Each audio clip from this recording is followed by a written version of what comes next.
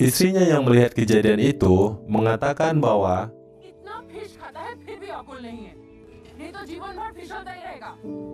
istrinya menyuruh Tapan untuk melepaskan terompanya tadi untuk mendorong Bendy itu.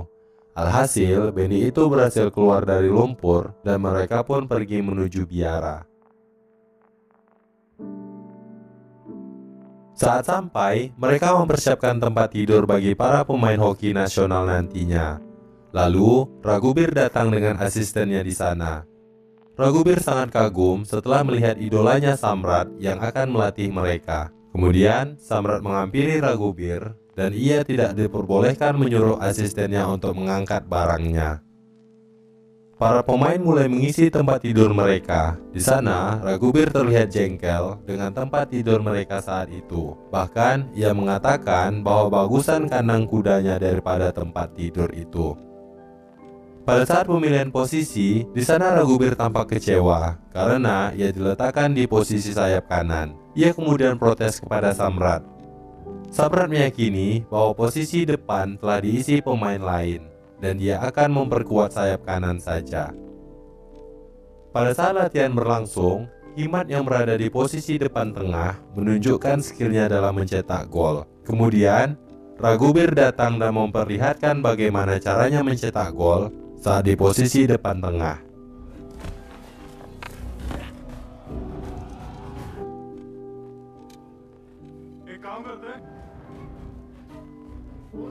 Saat malam, tampak Ragubir duduk dan terlihat merajuk. Di sana, Tapan memanggilnya untuk duduk bersama Samrat. Saat itu, Tapan mengatakan kepada Samrat di pertandingan mana yang paling berkesan baginya. Samrat mengatakan bahwa pertandingan yang berkesan baginya adalah pertandingan lokal.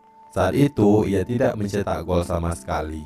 Samrat mengatakan bahwa ada 5 pemain yang mengepung dia karena mereka tahu bahwa Samrat adalah mesin pencetak gol. Dengan cerdik, Samrat lari ke sisi kanan dan ia memberikan umpan kepada temannya. Hal itu membuat gol satu-satunya dalam pertandingan tersebut. Kemudian, Tapan mengatakan bahwa pemain terbaik adalah bukan saat ia mencetak banyak gol, tetapi yang banyak membuat peluang dan mengumpan untuk mencetak gol. Hal itu mereka lakukan agar Ragubir sadar bahwa selama ini ia selalu egois dalam bermain. Keesokannya, Pak Mehta selaku sekretaris federasi datang untuk melihat situasi. Ia mengatakan kepada Tapan bahwa dana akan segera dicairkan untuk latihan hoki tim itu. Saat Pak Mehta melihat pemain hoki asuhan Tapan itu, di sana terjadi pertengkaran antara mereka. Sontak saja Pak Mehta kecewa dengan hal ini. Ia lebih memilih pergi dan segera mengatakan kepada ketua komite apa yang sebenarnya terjadi di sana. Lalu, Tapan segera menelpon Pak Wadia selaku ketua komite federasi. Tapan memohon agar ia diberi kesempatan untuk membentuk tim baru. Hal itu terjadi karena situasi negara lah yang membuat mereka bertengkar. Awalnya Pak Wadia menolak, namun Tapan mengatakan ia telah banyak berjuang dan rela memakai dana pribadi buat tim ini. Serta ia mengatakan tanpa uang semua ini akan sia-sia. Akhirnya Pak Wadia akan mencairkan dananya segera. Dengan syarat Tapan berjanji akan membawakan emas bagi India. Hitungan hari Olimpiade Internasional Hoki itu akan segera dimulai. Secara teknis, tim hoki Tapan sudah siap. Namun, karena masalah internal lah yang membuat mereka tidak kompak dan tidak mau bekerja sama. Bahkan, para pemainnya membentuk kelompok kecil sesuai dengan kasta mereka masing-masing. Tidak kehilangan akal, Tapan dan Samrat melakukan ide yang mantap, yang mana Samrat dan Tapan menyuruh mereka untuk membawa batu bata dari satu sisi lapangan ke sisi lainnya.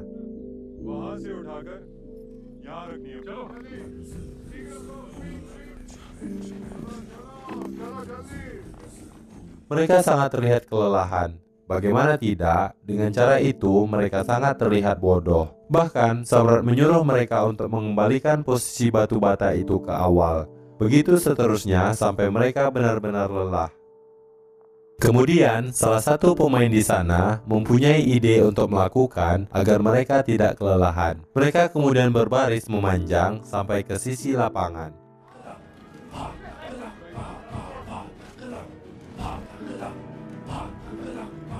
Hal itu mereka lakukan agar cara itu tidak membuat mereka kelelahan. Samrat kembali mengumpulkan mereka. Cara itu dilakukan agar mereka kembali akrab dan kompak dalam latihan.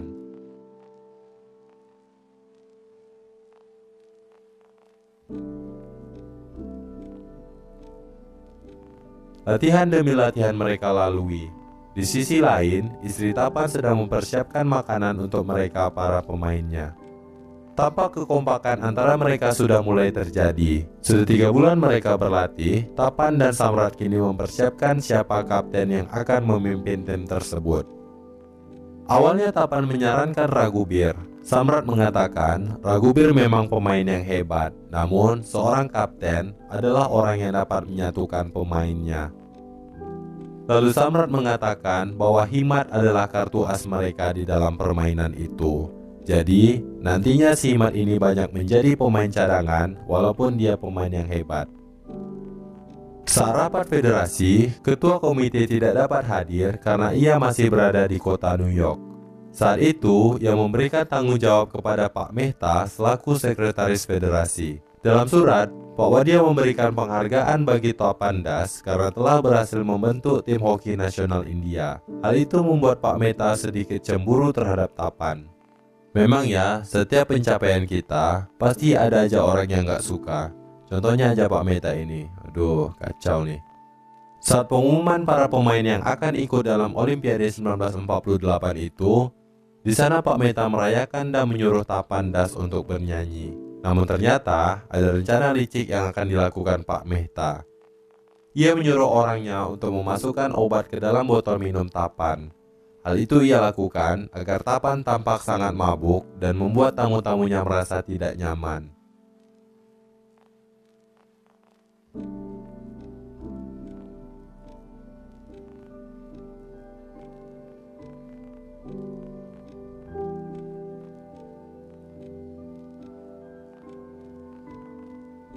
Karena hal tersebut, Tapan akhirnya tercebur ke dalam kolam bersama tamu yang ia gandeng tadi.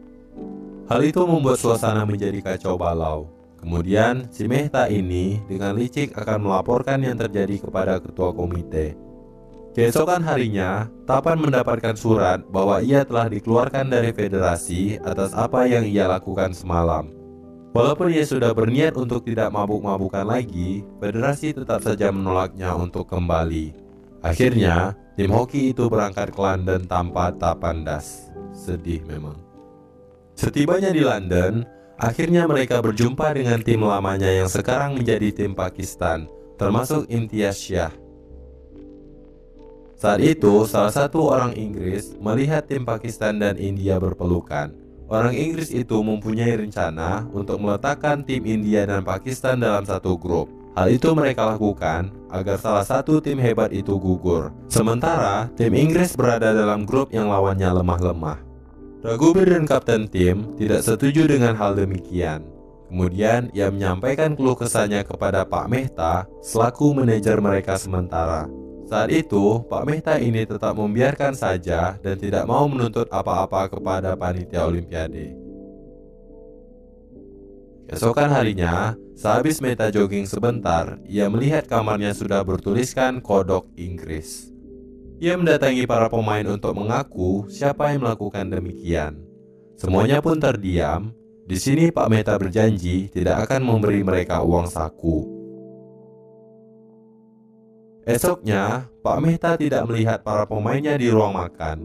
Mehta langsung bergegas menuju tempat latihan di tim hoki India. Saat sampai, ia melihat Tapan Das yang sedang membuat strategi tim India. Tapan mengatakan bahwa Pak Wadia lah yang mengirimnya kemari. Kemudian, Pak Mehta meminta surat resmi dari Tapan.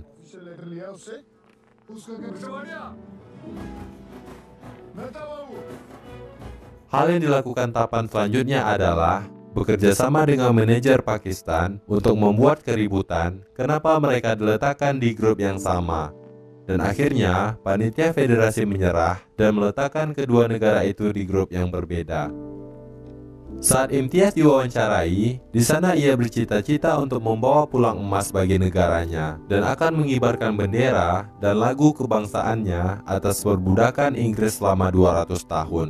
begitu juga Tapandas.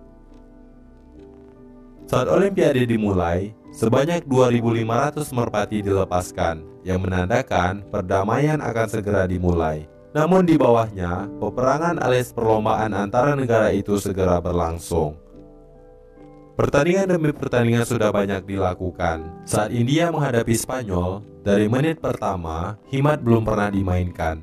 Hal itu membuat ia sedikit bingung atas hal demikian. Di sisi lain, pacarnya selalu ditanya oleh tetangganya tentang kapan Himmat akan bermain. Setibanya di semifinal, Pakistan akan menghadapi Inggris. Begitu juga India akan menghadapi Belanda. Saat pertandingan Inggris dan Pakistan segera dimulai, Tapan datang dan mulai menyemangati Imtiaz serta timnya. Saat pertandingan, mereka sedikit kesulitan karena permainan Inggris yang sangat kasar. Inggris berhasil mencetak gol, namun Imtiaz dan timnya tampak kembali berjuang demi mengejar ketertinggalan mereka. Imtiaz akhirnya berhasil mencetak 1 gol. Namun sayang, karena waktu yang sudah hampir habis dan koordinasi kerja tim yang kurang, membuat tim Pakistan harus kalah dari Inggris.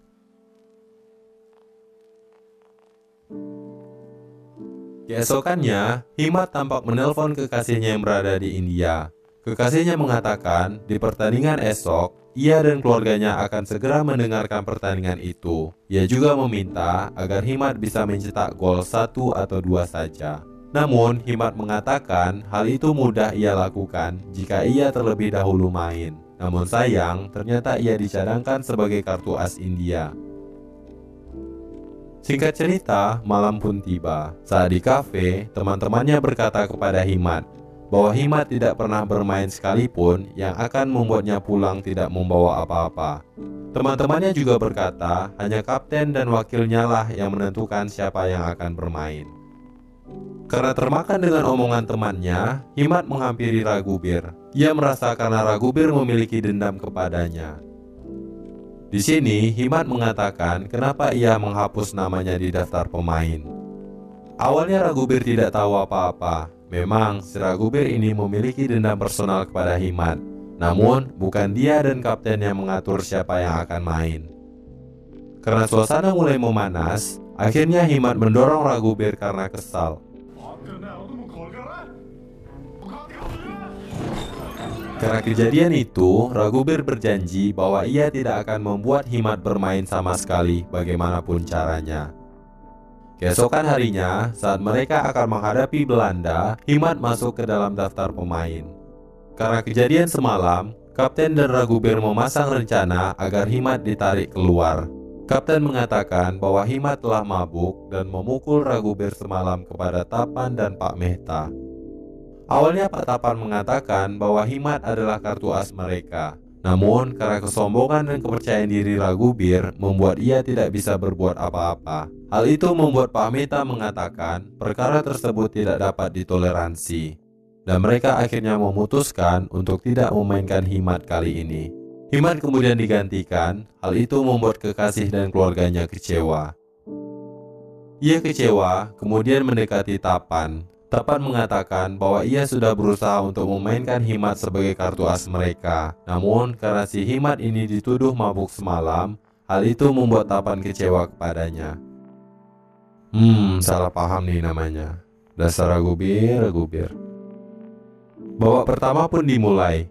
Serangan demi serangan digencarkan. Karena tim lawan sudah tahu kunci permainan India, mereka menjaga ketat si Raghuber agar tidak bisa kemana-mana. Hal itu membuat kedua tim tidak bisa mencetak gol pada babak pertama. Pertandingan pun dilanjutkan ke babak kedua. Di sini, Belanda menguasai permainan yang membuat India tertekan. Hal tersebut membuat Belanda berhasil mencetak gol terlebih dahulu, dan skor pun menjadi 1-0. Di 10 menit tersisa, India masih ketinggalan gol terhadap Belanda. Namun di sini, Raghuber dengan kepercayaan dirinya berhasil mencetak gol, sehingga skor menjadi 1-1. Saat Belanda mulai menyerang, Belanda mendapatkan hadiah penalti. India tampak panik, begitu juga Tapan di tepi lapangan. Saat Belanda mengambil tembakan penalti, beruntung bolanya memantul. Namun di sini, bola kembali berhasil diamankan oleh pemain Belanda. Dan akhirnya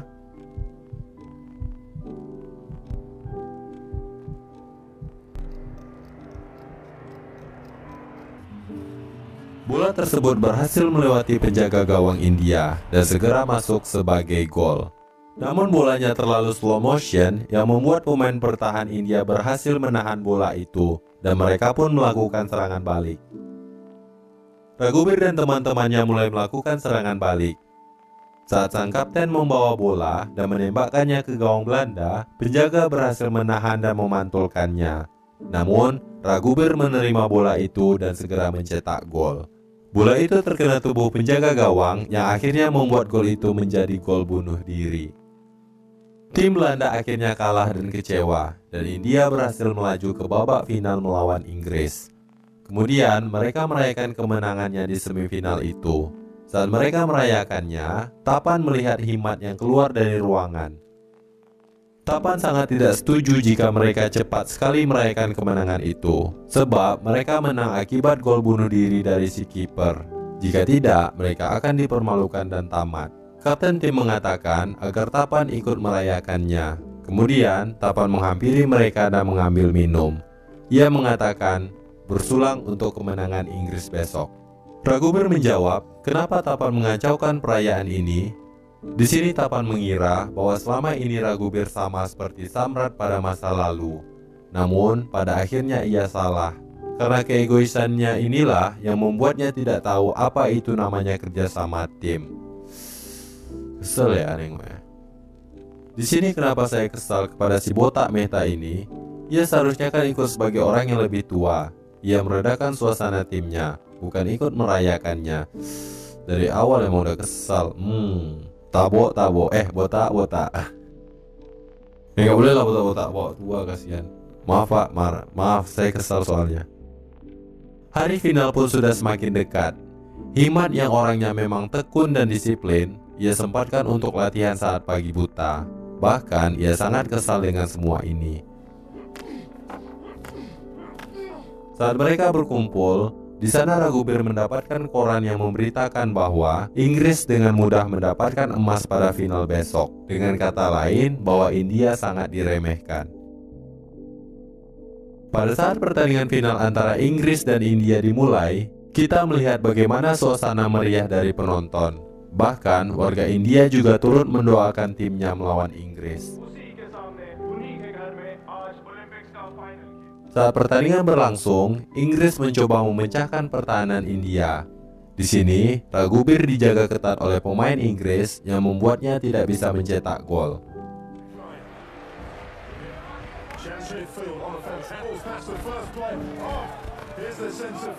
Serangan demi serangan dilancarkan. Inggris berhasil mencetak gol pertamanya.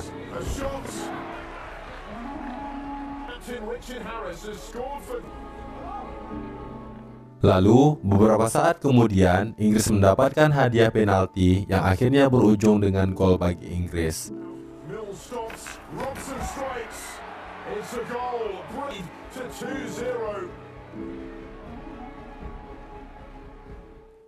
Saat di ruang ganti, kapten mengatakan bahwa kondisi tanah sangat menguntungkan bagi Inggris.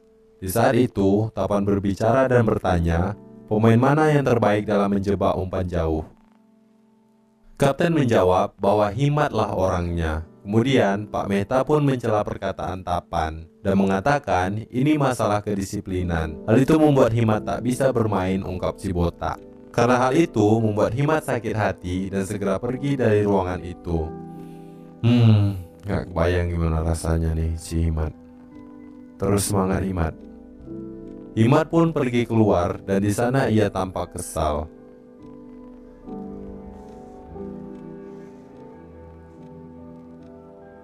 Karena cintanya kepada negaranya yang amat tinggi, Himmat tak tega pergi dan segera kembali ke dalam ruangan. Saat di ruangan, Himmat bersumpah ia akan segera bermain apapun yang akan terjadi. Di sini, Pak Mehta mengatakan bahwa sudah 5 pemain Punjabi telah bermain. Aduh ya Allah, kok pakai kasta-kasta ya Allah. Tapan pun menjawab, "Oi botak, jangan kau bawa kasta-kasta itu di sini. Ini India, kita di sini semuanya satu. Jangan kau bawa politik dan egomu ke sini." Kemudian, Tapan mengeluarkan bendera India yang ia simpan semenjak final di Berlin pada masa itu. Tapan berharap di sini semuanya sama. Mereka harus saling satu dan bisa mengibarkan bendera tercinta mereka di atas.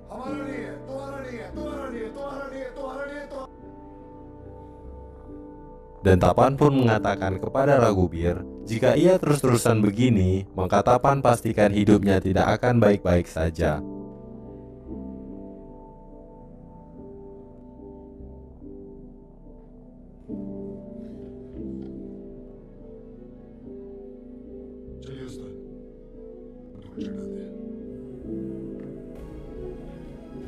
Kemudian Himat pun bermain.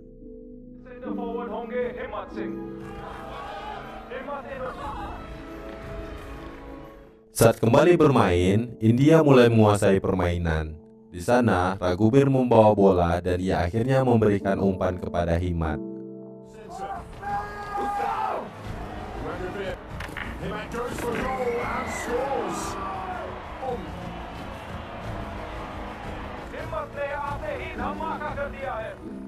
Di sini, Inggris terkejut karena ia tidak tahu permainan Himat bagaimana.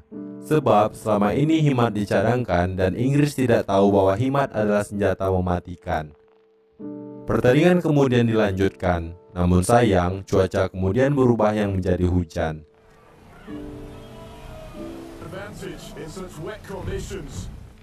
Tampak pemain India kesulitan sebab banyak dari mereka terpleset akibat rumput yang sangat licin tersebut. Hal itu membuat Inggris berhasil kembali mencetak gol hingga skor menjadi 3-1. Suasana menjadi panik dan kacau bagi India. Inggris berhasil menguasai pertandingan. Saat itu, Tapan mengingat perkataan istrinya bahwa lepaskan sepatumu maka kau tidak akan terpleset. Lalu Tapan menyuruh pemainnya untuk melepaskan sepatu mereka.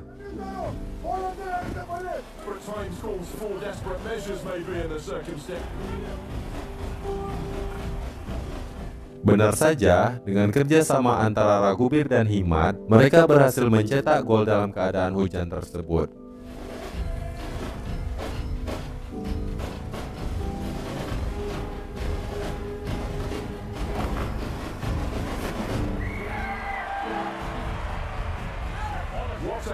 Kemudian cuaca kembali berubah menjadi cerah. Dengan keadaan berapi-api, pemain India ini kembali menyamakan skor menjadi 3-3 lewat tembakan sang kapten. Para penonton pun juga menyorakkan dan memberikan semangat bagi India. Come on India. Nah, di sini Tapan mengingat di mana momen ini kembali terjadi, yang mana para penonton Inggris yang tidak memberikan semangat bagi Inggris, melainkan bagi India. Ia kembali mengingat kejadian tersebut pada tahun 1936. Saat mereka menghadapi Jerman di Berlin, para penontonnya juga menyoraki India sebagai tim favorit mereka. Tapan juga melihat permainan Ragubir dan Himat yang sangat apik. Hal itu membuat ia teringat pada Samrat dan Imtiaz yang memainkan permainan hoki itu dan berhasil membawa pulang emas di Berlin.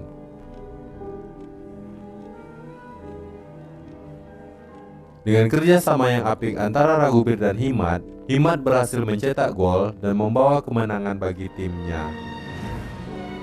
Semuanya tampak bahagia, bahkan penonton dan pemain Inggris pun memberikan apresiasinya kepada permainan mereka.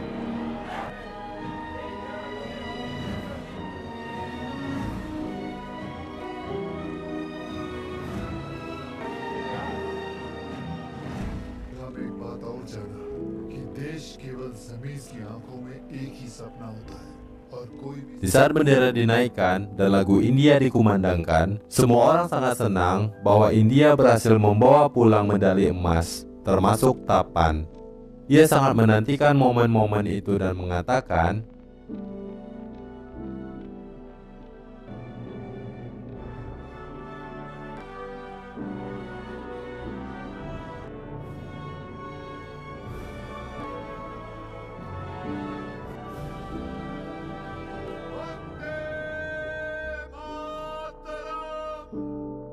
tamat, ending yang sangat menyenangkan.